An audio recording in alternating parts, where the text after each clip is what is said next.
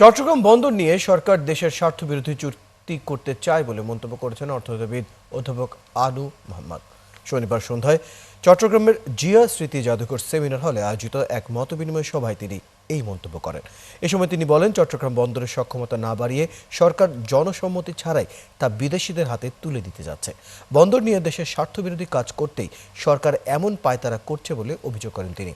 সভায় উপস্থিত ছিলেন চট্টগ্রাম বিভাগীয় শ্রমিক দলের সাধারণ সম্পাদক কাজী শেখ নুরুল্লাহ বাহার, অ্যাডভোকেট আক্তার কবির চৌধুরী, সাংবাদিক বিশ্বজিৎ চৌধুরী এবং গণতান্ত্রিক অধিকার কমিটির কার্যকরী সদস্য ফেরদৌস আরা রুমি সহ আরও অনেকে। মোহাম্মদ ইউনূসের বিশেষত তার তাড়াহুড়োটা দেখে মনে হয় যে মোহাম্মদ ইউনূসের কি কোনো মুচলেখা দেওয়া আছে কোথাও যে চট্টগ্রাম বন্দর তার একটা বিদেশি কোম্পানি ডিপি ওয়ার্ল্ডকে দিতেই হবে।